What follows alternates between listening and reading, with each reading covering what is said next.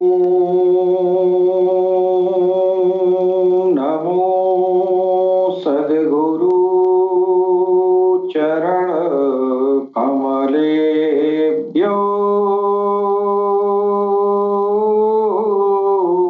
नमः। ओम नमो सद्गुरु चरण कमलेभ्यो नमः। ओम नमो सद्गुरु चरण कमलेभ्यो नमः। ओम नमो नारायणाय।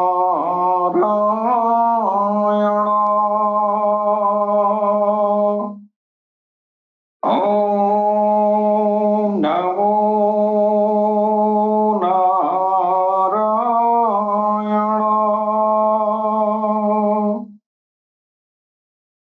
ओम श्री कल्की वैष्णवे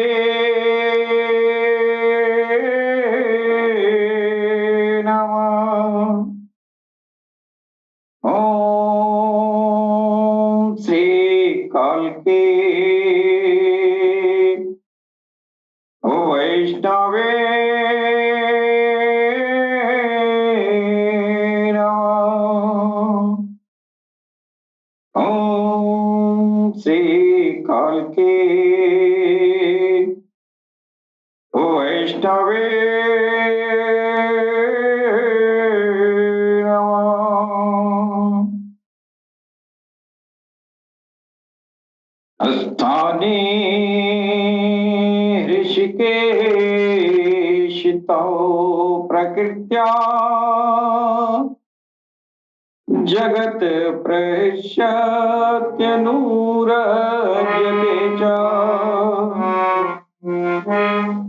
रक्षांसि भीतानि दिशो द्रवन्ते सर्वे नमस्यन्ति च सिद्धसङ्गा कस्मास्य तेन न मेरं महात्मन् गरीयसे ब्रह्मणोऽप्यधिगतिर् अनन्ता देवेशा जगन्ना निवासा त्वं चरं सदा तत्परं यत् त्वमादिदेवा पुरुष पुराणा त्वमस्य विश्वस्य परं निधानम्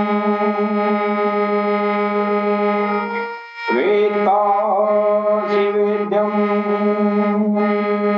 च परं च धाम त्वया ततं विश्वमनन्तरूपम् वायुर्गमो अग्निवरुण शशाङ्क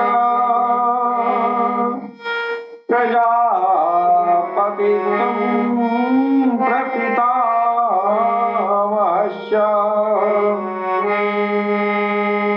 नमोऽस्तु ते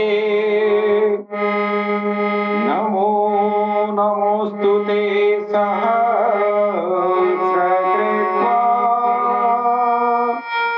पुनश्च भूयोऽपि नमो नमस्ते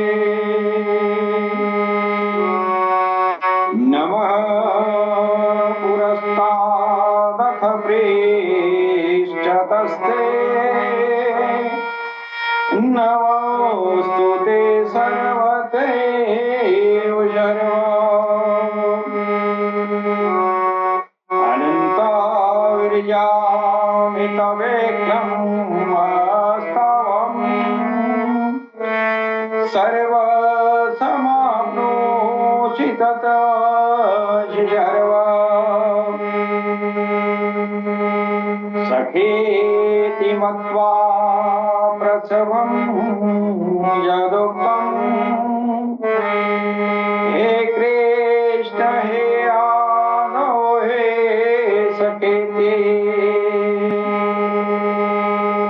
अगानता महिमानं तवेदं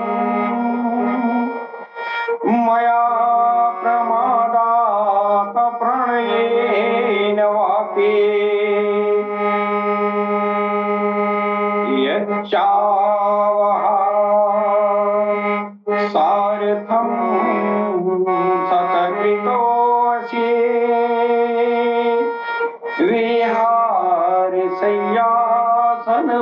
विहारशय्यासनभोजनेषु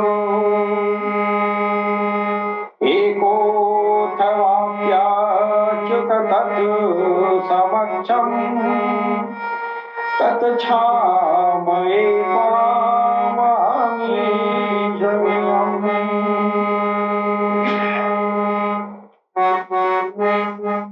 पितासि लोकस्य चराचरस्य त्वमस्य भुजस्य गुरुवर्यान्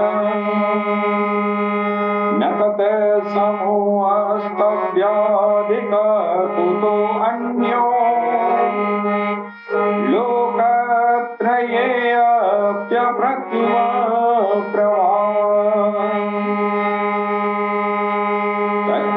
तत्तमात् प्रणम्य प्राणिदायकायम्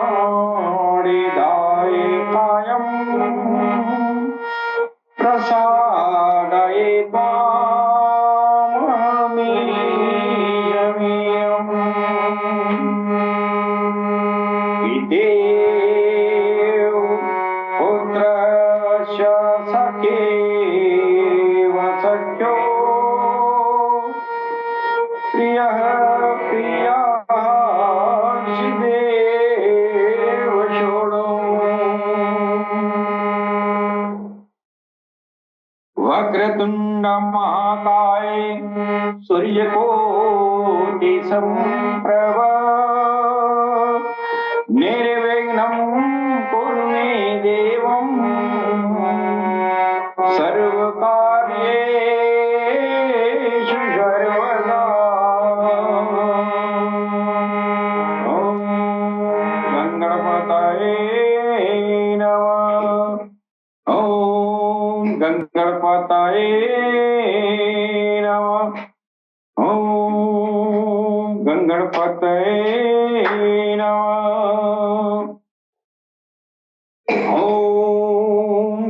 गणपतये नमो नमः श्री सिद्धिविनायक नमो नमः अष्टविनायक नमो नमः मंगलमूर्ति मोरया गणपतये नमो नमः श्री सिद्धिविनायक नमो नमः अष्टविनायक नमो नमः गणपति बप्पा गणपतये नमो नमः सिद्धिविनायक नमो नमः अष्टविनायक नमो नमः मंगलमूर्ति मोरया गणपतये नमो नमः सिद्धिविनायक नमो नमः अष्टविनायक नमो नमः गणपति बप्पा मोरया गणपतये नमो नमः सिद्धिविनायक नमो नमः अष्टविनायक नमो नमः गणपति बप्पा मोरया गणपतये नमो नमः सिद्धिविनायक नमो नमः अष्टविनायक नमो नमः मंगलमूर्ति मोरया गणपतये नमो नमः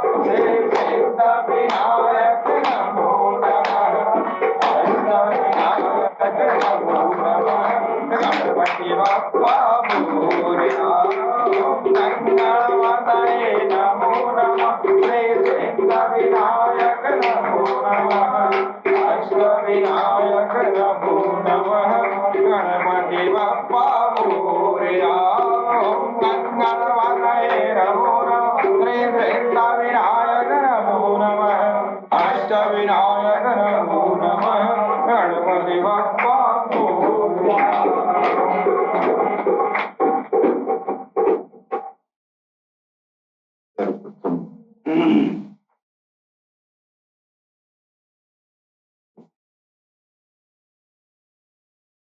ईश्वरीय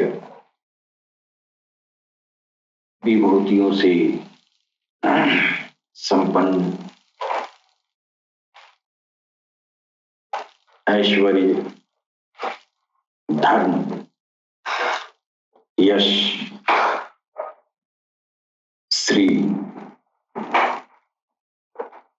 ज्ञान, वैराग्य आदि ऐश्वर्यों से युक्त हमारे भगवान सदगुरु सैयदी यूनुस बहार जी महाराज की चरण कमलों में मैं भगवान श्री राम की धरती से मैं कोटि कोटि नमन करता हूं। तत्पश्चात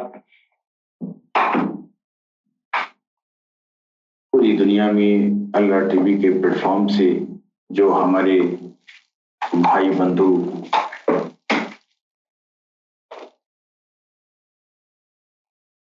जो इंसानियत के दिलों तक प्यार और मोहब्बत का पैगाम पहुंचाते हैं, उन सभी भाई बंधुओं को मैं सर नवाकर प्रणाम करता हूं।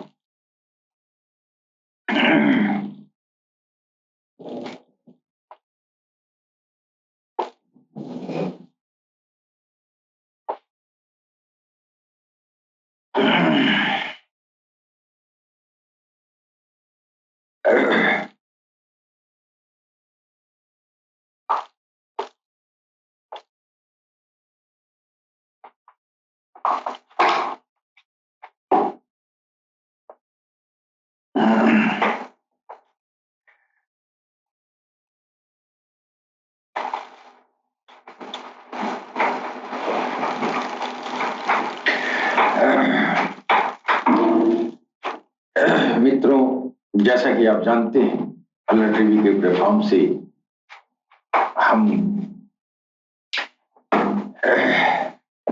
विभिन्न धर्म समुदायों के बीच उलझी हुई गुत्थियों पर विचार करते हैं और हम इस प्लेटफॉर्म से उन गुत्थियों को सुलझाने का प्रयास करते हैं।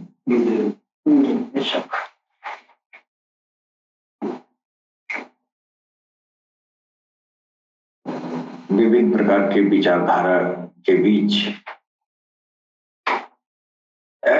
उसका अन्वेषणात्मक नतीजा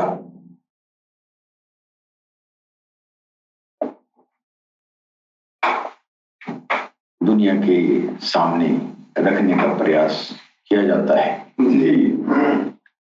और सभी धर्म समुदायों के आत्माओं को सम्मान किया जाता है और सभी ईश्वर प्रदत्त धर्म को और उनके पेशवाओं को हम लोग सम्मान करते हैं।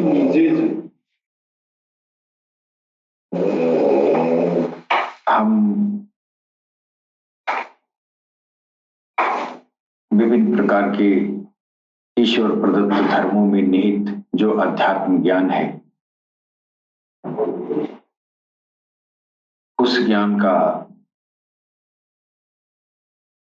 प्रचार प्रसार करते हैं, इंसानियत के दिलों तक पहुंचाने का प्रयास करते हैं। अध्यात्म मार्ग ही एक ऐसा मार्ग है इसके सिवा विश्व शांति की कल्पना भी नहीं की जा सकती है। और इसी हेतु सभी धर्मों में अध्यात्म का समावेश है। बिना अध्यात्म का कोई धर्म नहीं हो सकता है। ये अलबत्ता है कि धर्म वास्तव में धर्म ही अध्यात्म है। इसलिए एक धर्म का शाब्दिक अर्थ होता है धारण करने वाला, और धारण करने के लिए हिंदू और मुसलमान धारण नहीं किया जाता है। क्या बात है। धारण क्या किया जाता है? धारण करने का एकमात्र धारण करने के लायक ईश्वर प्रेम है, और ये ईश्वर प्रेम सिर्फ और सिर्फ अध्यात्म से मिलेगा। वरना ये जो है किताबों में वर्णित जो चीजें हैं उनमें इंसानियत उलझ के रह गई है और उसके सार को हासिल करने से वंचित रही।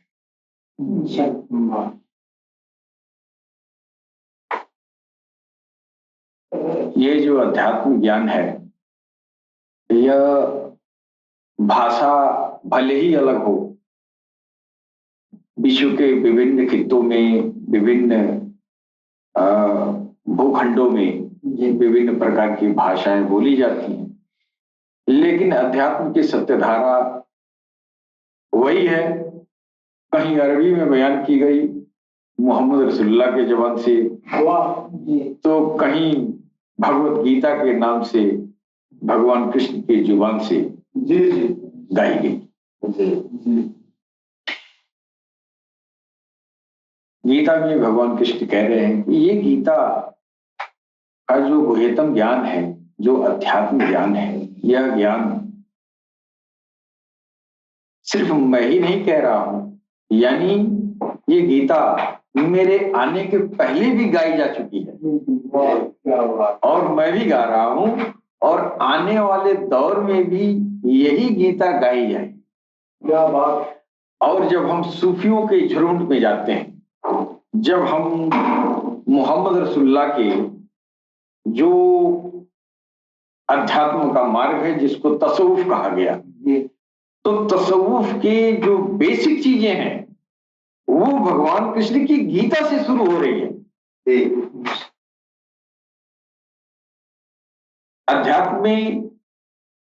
अध्यात्म का जो बेसिक चीज है वो क्या है? भगवत गीता में आसुरी आत्मा और दैवी आत्माएं, दो आत्माओं के बीच, आसुरी संपद, दैवी संपद, ये दोनों के बीच का जो जंग है, जो लड़ाई है, वही बयान किया गया और वही तसव्वुफ है। तसव्वुफ नफ्स से, ये जो जिहाद करने का नाम तसव्वुफ है। वाह वाह, क्या बात। नफ्स से जिहाद करने का नाम ही तसव्वुफ है। बाकी तसव्वुफ क्या है? नफ्स है तो वो गैरुल्लाह है, गैरुल्लाह को हटाएंगे तो अल्लाह हो जाएगा, यही तो तसव्वुफ है। और यही तो अध्यात्म है, आसुरी संपद को हटाएं, दैवी संपद का विकास करें। तो गीता और कुरान का पैगाम मूलतः एक ही है। यूं कहा जाए कि एक ही सत्यधारा गीता से भी गुजरती है और तौरात, इंजील, जबूर से होती हुए कुरान तक पहुंचती है। वाह, क्या करम नवाजी है कि नहीं? वाह। लेकिन इंसान जो है उसी आसुरी संपद के वजह से इस सत्यधारा को भी नहीं पहचान पाता है, और इंसानियत के अंदर वही शैतान, वही आसुरी संपद जो इंसान के अंदर विकसित है, उसकी वजह से इंसान के अंदर जो है वो कौमियत का बुद्ध अंदर जो है वो बैठ गया है। अब वो कोई हिंदू कहता है हम हिंदू हैं, कोई मुसलमान कहता है हम मुसलमान हैं। हालांकि उसको हिंदू और मुसलमान करने से उसकी आत्मा को कोई फायदा नहीं है। कोई फायदा नहीं, आत्मा को कोई फायदा नहीं। कोई फायदा नहीं है। लेकिन एक कहता है गर्व से कहो हम हिंदू हैं, और एक कहता है गर्व से कहो मैं मुसलमान, हम मुसलमान हैं। अच्छा ठीक है, आप हिंदू और मुसलमान हैं तो क्या हो गया, आपको क्या मिला? मर जाएंगे तो उसी शमशान में जाएंगे, और इधर वाला मरेगा जो मुसलमान कहता है तो कब्र में जाके पटाएगा। चंद दिन के लिए इस दुनिया में आए हैं, ये कौमियत का बुत को तोड़ के उस प्रेम की धारा को पकड़े जो गीता से बहते हुए कुरान तक आई है। वो उसमें आत्मा का कल्याण है। ईश्वर ने क्यों भेजा इस दुनिया में, ये बेसिक चीज है, इसको जानना जरूरी है। ईश्वर ने ये आत्माओं को बनाया और आत्माओं को बना के इस दुनिया में भेजा। उसको भेजने की क्या जरूरत थी कि तू दुनिया में गुजर के जाओ, ये तेरा इम्तिहान है, जैसे जा रहे हो वैसे ही घूम के आना है। ये मूल बात है धर्म की, इसलिए धर्म धारण करते हैं, इसलिए हम गीता का जो है धारण करते हैं कि हम जैसे आए हैं पाक साफ पवित्र, माँ के शिकम में हमको डाला गया है कि नहीं, वो जिस तरह पवित्र हैं, इस दुनिया से गुजर के हम उसी चमकीले दमकीले स्वरूप में हम पहुंच जाए, चमकीले दमकीले में समा जाए। अब दुनिया माने के बाद से गलाजत हो गया ना, इस गलाजत के बीच हम जो है अब ये पड़ गए। अब हम हमारी जो आत्मा परमात्मा से निकल के आई वो तो चमकीली थी, पवित्र थी, पाक थी। इस दुनिया की गलाजत आ गया, दुनिया की गंदगी आ गई, ये जो है आसुरी विकार आ गए, शैतानी ये जो है हुकूमत में अपना जीवन गुजारा, और शैतान मेरे अंदर तरह तरह का जो है विकार पैदा करके और रख देता है। अब मौत के वक्त वो ऊंठा दिखा के और चला जाता है। इंसान जब मरने के एक आधे मिनट या कुछ सेकंड के लिए वो पर्दा उठता है, वहां समझ में आता है कि हम किस लिए आए थे, क्या करके गए। तो जब वो देखता है कि हम किस लिए आए थे, यार यहाँ तो शैतान के हाथों लुट गए, फिर वो दिल से वो भगवान से ईश्वर से विनय करता है, प्रभु अब मौका दे दे, बात समझ गए, अब मैं बात समझ गया, अब मैं गीता पढ़ के आऊंगा, अब मैं कुरान को अक्षर से अमल करके आऊंगा। उस समय शैतान खड़ा को अंगूठा दिखा देता है, अब वक्त खत्म हो गया, चल बेचारा अब चल, अब वक्त नहीं है कि नहीं। तो इसलिए हम अध्यात्म को एडॉप्ट करते हैं, और अध्यात्म को एडॉप्ट करने का मतलब धर्म को धारण करना। धर्म से मतलब किसी हिंदू और मुसलमान से मतलब नहीं है, धर्म तसव्वुफ है, और दुनिया में धर्म एक ही है, उसको कहीं तसव्वुफ कहा गया, कहीं सनातन कहा गया, कहीं सनातन कहा गया। सनातन दरअसल एक दीन नहीं है, सनातन एक वो ज्ञान है जिस ज्ञान के जरिए आत्मा और परमात्मा का मिलन होता है। हाँ, यानी हम उस अमरत्व से आए हैं, हम भी अमर हैं, और ये अमर में मिल जाए, यानी ईश्वर हमेशा से था, हमेशा रहेगा। ये आत्मा भी वहीं से आई है। ये दुनिया में मौत होती है जिस्म की, उसकी नहीं होती है, वो आई और फिर चली गई, चोला बदल दिया, लेकिन वो तो जहां से आई है वहां जाना है कि नहीं। अब हम जहां से आए हैं वहां जाने के लिए गीता को पकड़ना पड़ेगा, कुरान को पकड़ना पड़ेगा। अब गीता और कुरान जब हम पकड़ते हैं तो इसकी अल्फाज जो है हमारे समझ में नहीं आती है, तो अल्फाज को समझने के लिए गुरु का हाथ पकड़ना पड़ता है ना। जब तक गुरु नहीं पाएंगे, मुर्शिद नहीं पाएंगे, तब तक कुरान और वेद और पुराण मेरे लिए बेकार है। अगर गीता और कुरान पढ़ पढ़ के और आप अगर योगी हो गए होते तो गुरु की क्या जरूरत थी, मुर्शिद की क्या जरूरत थी। कुरान पढ़ने वाले तो बंदूक भी चलाते हैं, कुरान पढ़ने वाले तो आतंकवादी भी हैं, लेकिन कुरान पढ़ने वाले गौस और ख्वाजा भी है,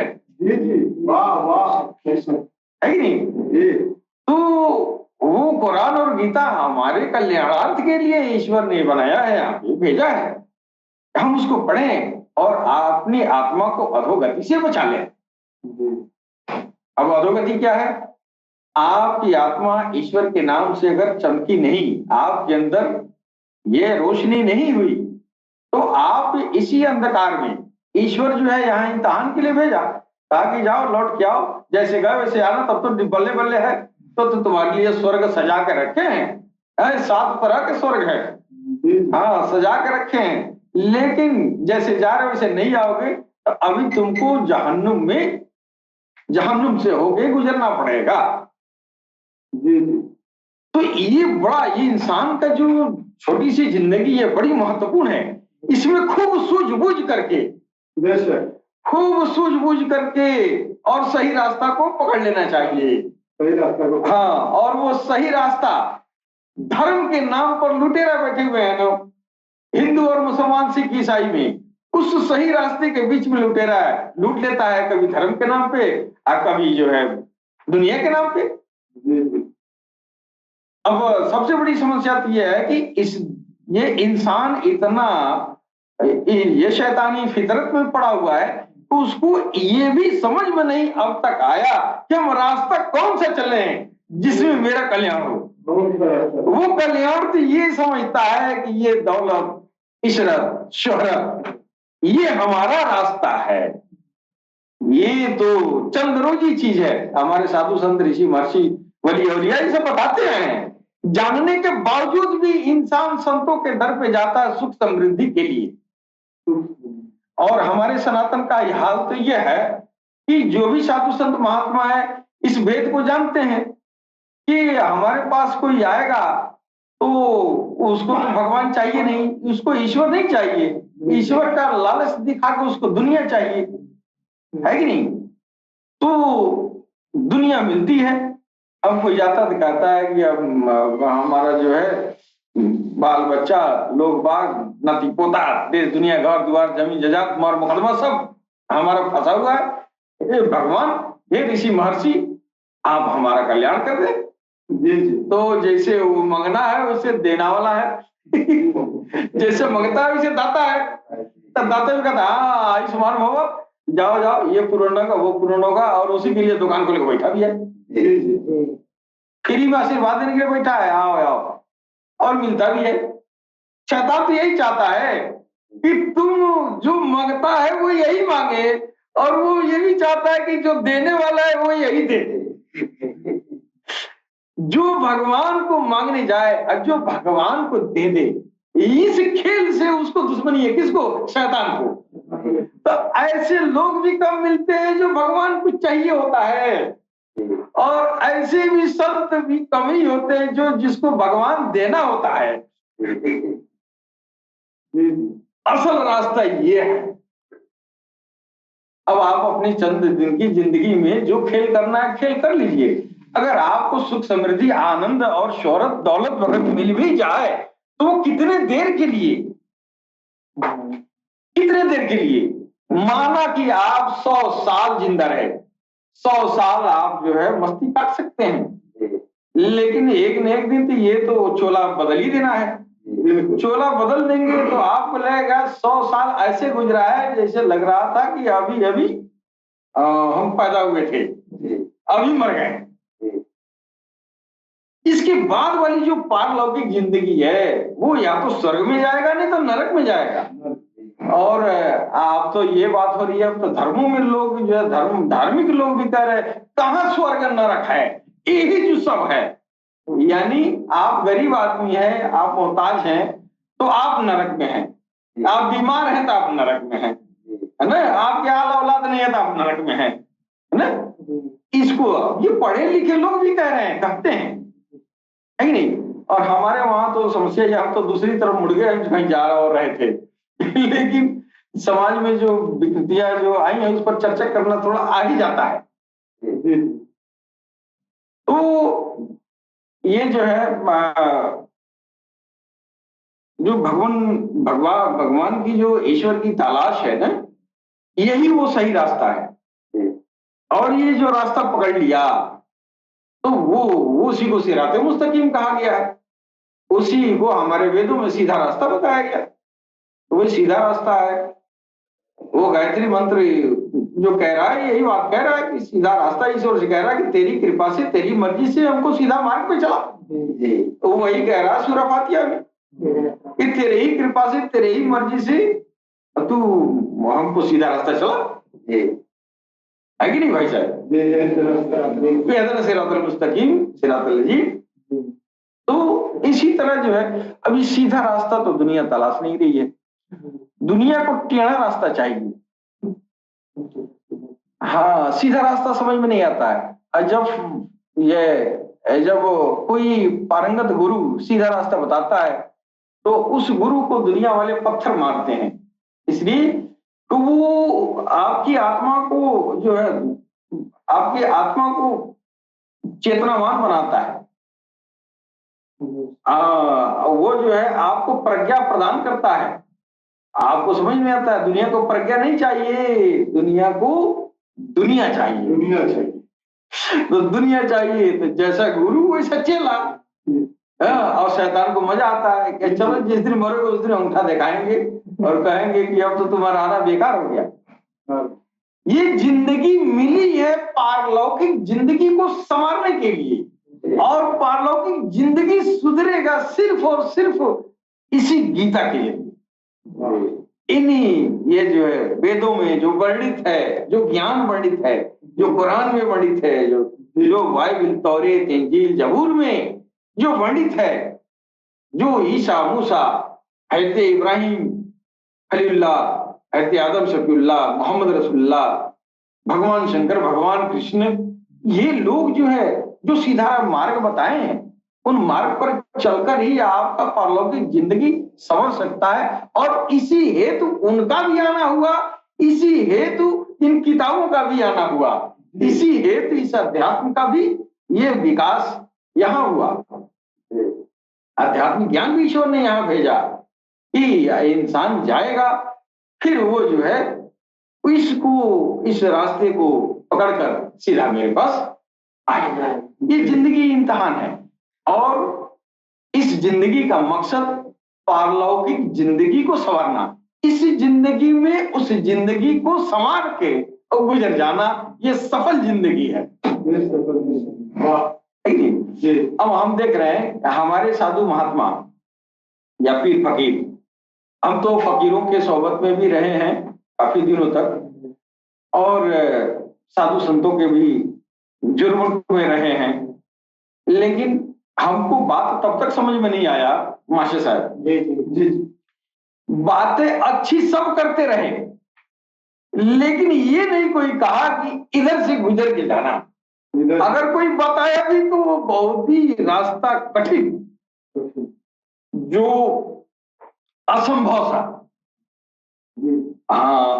सा प्रतीत होता है।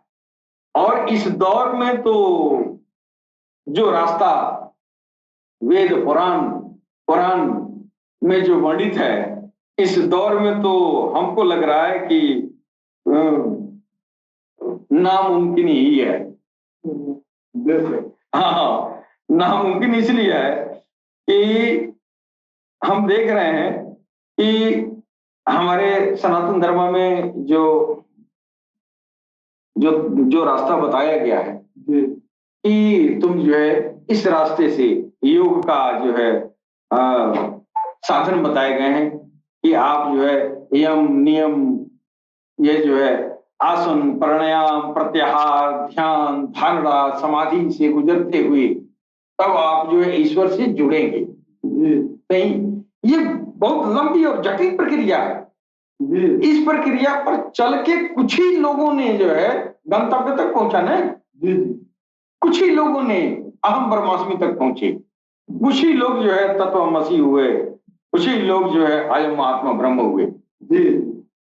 ये चीजें सब एक ही हैं। वेद कह रहा है कि जब आप परमात्मा तक पहुंच गए तो आप हो गए प्रज्ञानाम ब्रह्म, यानी आपका प्रज्ञान हो गया, आपका इनलाइटमेंट हो गया, आपकी चेतना का स्तर उठ गया, अब आप ब्रह्म में समाहित हो गए। वही चीज है अहम ब्रह्मास्मि तत्वमसी। तत्वमसी का मतलब हुआ यानी वह तुम हो, ये सामवेद में आया है कि वो ईश्वर तुम ही हो।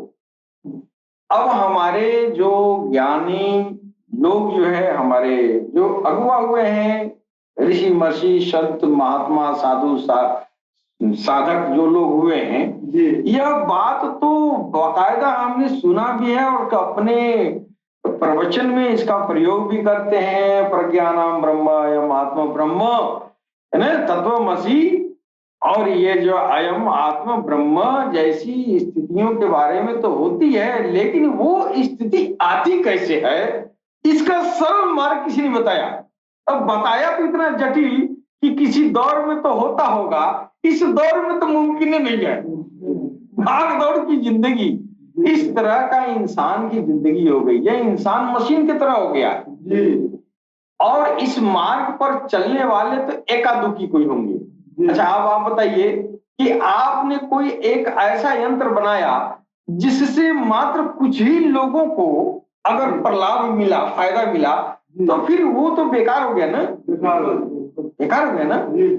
कुछ ऐसा योजना है आपका हो, ये हमारे सरकार की योजनाएं होती हैं, अगर ये सरकार की योजनाएं सबके कल्याणार्थ न हो तो बेकार है योजना बनाना। चाहे योजना कितना खूबसूरत हो, कितना बेहतरीन हो, अगर कल्याणकारी नहीं है, देखने में तो लगता है कल्याणकारी है, लेकिन जमीनी स्तर पर कोई लाभ ही नहीं है, तो वो योजना तो बेकार है। उस दौर के उन लोगों के लिए वो बेहतरीन से बेहतरीन योजना बेकार है। उसी तरह हमारे वहां जो रास्ता बताया गया, वो जो है भगवान तक पहुंचने का, भगवान में विलीन होने का, भगवान में समाहित होने का, तो वो रास्ता जो है तो थोड़ा जटिल है, जिससे बहुत कम त्यागी लोग ही पहुंच पाएंगे। अब इस कलयुग के दौर में इस त्याग करने वाले कोई 1% शायद हो भी सकते हैं, शायद हो सकते हैं, लेकिन कोई है नहीं। हम नियम और जो है आसन प्राणायाम प्रत्याहार से गुजर के और जाए, तो अब उस नियम से इस कलयुग में हम तो नहीं जा पाएंगे। इस दौर में, कलयुग के दौर में, जब इंसान इतना नाजुक हो गया कि अब वो जो है भगवान के बताए हुए रास्ते पर, जो भगवान का जो है ईश्वर प्रदत्त किताबें हैं, तौरेत, इंजील, जबूर, वेद, कुरान जो भी है, उसको पढ़ने का फुर्सत नहीं है। लोग मोबाइल में लोड कर लिए हैं, कान में सुन लेते हैं, कान में सुन लेते हैं कि मैंने गीता सुन लिया या कुरान सुन लिया और उसका फायदा हो जाएगा, भगवान का मैंने सुन लिया, गौर करने का फुर्सत नहीं है। तो क्या इस दौर में क्या वो कभी भगवान तक पहुंचेगा? और ये जो चीजें आई हैं भगवान तक पहुंचाने के लिए आई हैं। ये जितना भगवान ने किताब, काफी, पीर, पैगंबर, ऋषि, महर्षि जो भी भेजा है, क्यों भेजा है? ये कि पकड़ के ले आओ मेरे पास, इन लोगों को इसीलिए भेजा। और यहाँ आके उस दौर के कानून, वो सतयुग, त्रेता, द्वापर का कानून कलयुग में नहीं चल रहा है। परिवर्तन प्रकृति का नियम है मेरे भाई, इसको इनकार नहीं किया जा सकता। परिवर्तन प्रकृति का नियम है, तो हम हर चीज मेरा परिवर्तन हो गया, तो क्या ये अध्यात्म मार्ग का जो ज्ञान है इसको एडवांस करने की जरूरत नहीं है। आपने मोबाइल पहले इतना छोटा चलाया, पहले इतना बड़ा फोन लेके कान में करते थे, फिर वहां जाके जो तार मारते थे, है कि नहीं? कितना ये था, धीरे धीरे एडवांस हुआ। एडवांस होते होते आज इस तरह का फोन आ गया है, इस तरह का मोबाइल सेट आ गया है, ये वो बहुत महंगा सेट है, बहुत सारी सुविधाएं इस दौर में कितने हैं। हमको लग रहा है कि अभी तो 75% लोग उस फंक्शन को नहीं जानते हैं कि हमारा मोबाइल कितने एडवांस है, हमारी बुद्धि उससे पीछे है। इस मोबाइल की जरूरत क्यों पड़ी? इसलिए कि इस दौर में इस संसाधन से हमारा विकास हो रहा है कि नहीं? तो हमारे दैनिक जीवन का, हमारा जो ये आरजी जो जिंदगी है, इसकी विकास हेतु ऐसे संयंत्रों का प्रयोग हम कर रहे हैं। हम फ्लाइट से आज जो है अमेरिका जाना हो, आप 2-3 घंटे में पहुंच जाएंगे। किसी जमाने में अमेरिका में जाने में कोई महीना लगता था, तो आज क्यों नहीं आप 2 महीने 4 महीने 6 महीने का सफर करके हज करने लोग जाते थे, 2 महीना 3 महीना लग जाते हैं, जी लग जाते थे। आज तो हज करने के लिए अब आप बैठे और चले गए। सोचिए बात, तो क्या भगवान आपसे पीछे रहेगा? आपको उस टेक्नोलॉजी को भी एडवांस करके दिया होगा। वो टेक्नोलॉजी जो वेद में, पुराण में, कुरान में, जो गीता में बताया है, उस टेक्नोलॉजी का क्या वो नवीनीकरण नहीं किया होगा? किया है नवीनीकरण। और ये नवीनीकरण कौन करेगा? ये नवीनीकरण काल की अवतार करेंगे। वाह वाह, ये काल की अवतार करेंगे। ये इस दौर में काल की अवतार के आने का एकमात्र उद्देश्य ईश्वर का यह है कि अब तो हमने सारा किताब कापी पीर पैगंबर ऋषि महर्षि वली औलिया सबको भेज दिया, और अभी भी मेरे पास आने वालों की तादाद बहुत ही कम है, और पैदा मैंने बहुत कर दिया, एकादुकी मेरे पास आते हैं। लिहाजा ये किताब कापी, ये सारे ऋषि महर्षि अब तक फेल है। वाह वाह, क्यों फेल है? टेक्नोलॉजी पुरानी है। टेक्नोलॉजी पुरानी है। अब वो सीधा मार्ग चलाने के लिए अब वो काल की अवतार का आना हुआ। अब सरकार गौरशाही जब इस दुनिया में आई, तो सरकार गौरशाही ने इस यम नियम आसन प्राणायाम प्रत्याहार ध्यान धारणा समाधि की जटिल प्रक्रियाओं को, जो मुसलमान ये जो है तसव्वुफ राह तसव्वुफ में जो जटिल प्रक्रियाएं थी, चिल्ले और मुजाहिदे के जरिए इंसान जो है रब के इरफान को हासिल करता था। तो अल्लाह देख रहा है कि अब जो है गौसे पाक और जो है ख्वाजा गरीब नवाज की तरह कोई जंगल में नहीं जाएगा। हाँ, उसी तरह आज हमारे सनातन में कोई वाल्मीकि ऋषि बन के जंगल में नहीं जाएगा। वाह, भगवान अपने अपने बनाई हुई प्राणियों से बहुत प्रेम करता है। वो चाहता है कि वो मेरे पास आए। बिल्कुल। तो इसलिए ये पीर पैगंबर ऋषि महर्षि वली औलिया पुराण वेद, ये सारी वेद पुराण कुरान जो भी किताबें तौरात इंजील जबूर सब इसके लिए भेजा कि तुम इन रास्ते को समझो बूझो, और ये जो है इस रास्ते को पकड़ो और मेरी तरफ आ गया। सब आ गया, सब चला गया, सब खत्म हो गया। और उसके पास जाने वालों में 1 अरब आए तो कहीं 200-400 गए। 1 अरब उसमें से निकल के आए परमात्मा से, तो 200-400 लोग गए। तो 1 अरब में 200-400 तो आटे में नमक का बराबर भी नहीं है। क्या इसी स्कोर के लिए भगवान ईश्वर परमात्मा ने कुरान पुराण वेद और ये जो है तौरात इंजील जबूर को और पीर पैगंबर ऋषि महर्षि को भेजा? क्या इसी स्कोर के लिए? क्या वो यही चाहता होगा कि हमने इतना मेहनत किया और इसका जो है इसका रिजल्ट क्या आ रहा है? नहीं के बराबर। तो लिहाजा वो जो है कलयुग में अपना आध्यात्मिक टेक्नोलॉजी बदलेगा, और वो बदल दिया आध्यात्मिक टेक्नोलॉजी। और वो क्या है? वो आध्यात्मिक टेक्नोलॉजी सरकार गौरशाही जब आ रहे हैं, तो सरकार गौरशाही इसके पहले जो भी बयान किए लोगों ने, वो हूबहू इंसानियत के समझ में उस तरह नहीं किया जिस तरह वो समझ रहे थे। लेकिन सरकार गौरशाही ने जो आध्यात्मिक ज्ञान दुनिया को दिया, वो हूबहू वो चीज जो है जो सरकार समझाना चाहते हैं, हूबहू वो चीज आम इंसानियत के दिलों में पहुंच जाता है।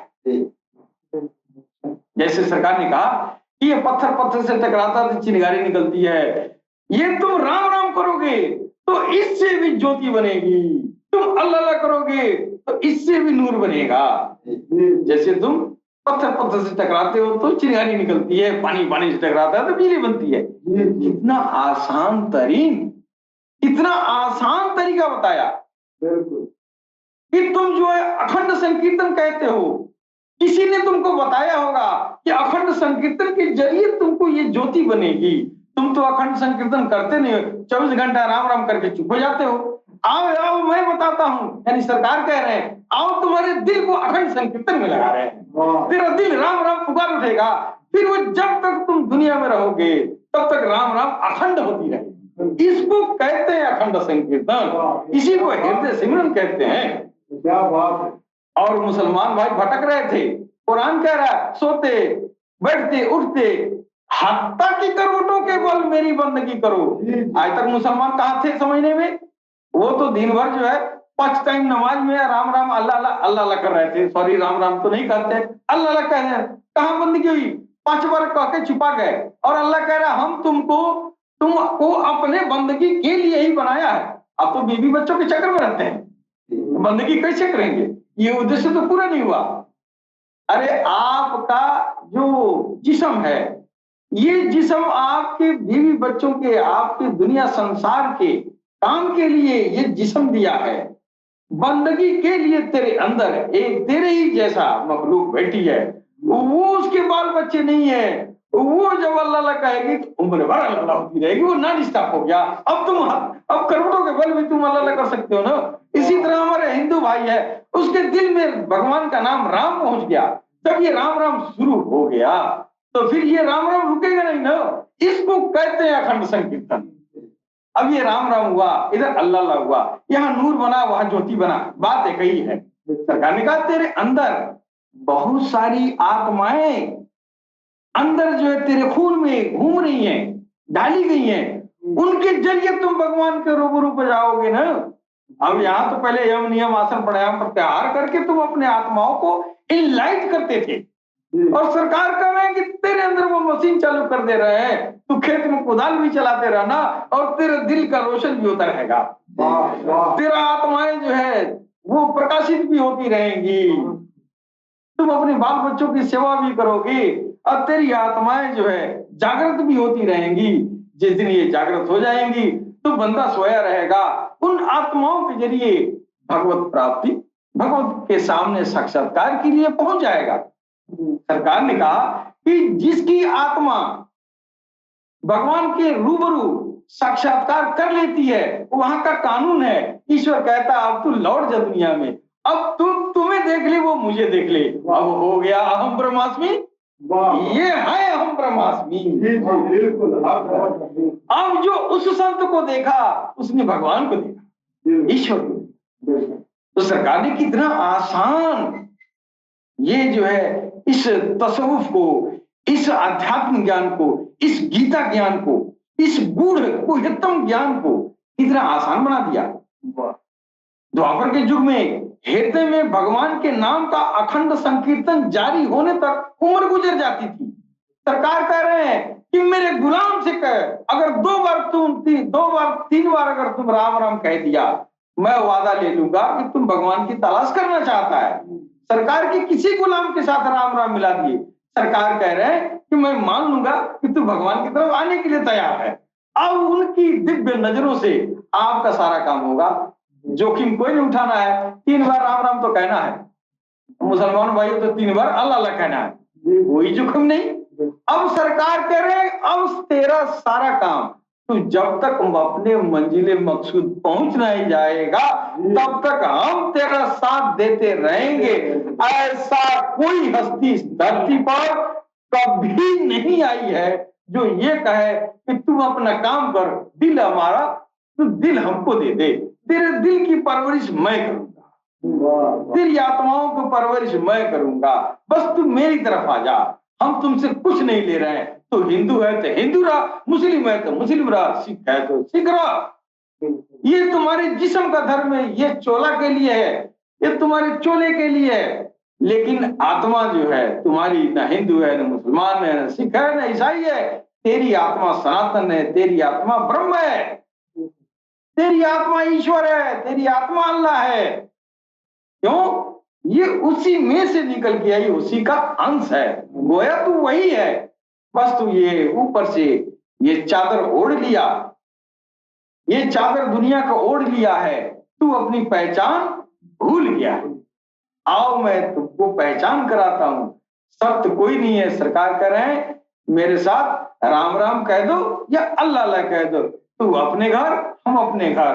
क्यों? सरकार गौरशाही भगवान काल की अवतार, रब्बुल अरबाब, रब्बुल अरबाब सारी आत्माओं का परवरिश करने वाला, वाह वाह तो क्या रब्बुल अरबाब का अर्थ पता नहीं क्या क्या लोग समझते हैं, लेकिन रब्बुल अरबाब इसलिए कहा गया कि हमारे जिस्म से उनको लेना देना नहीं।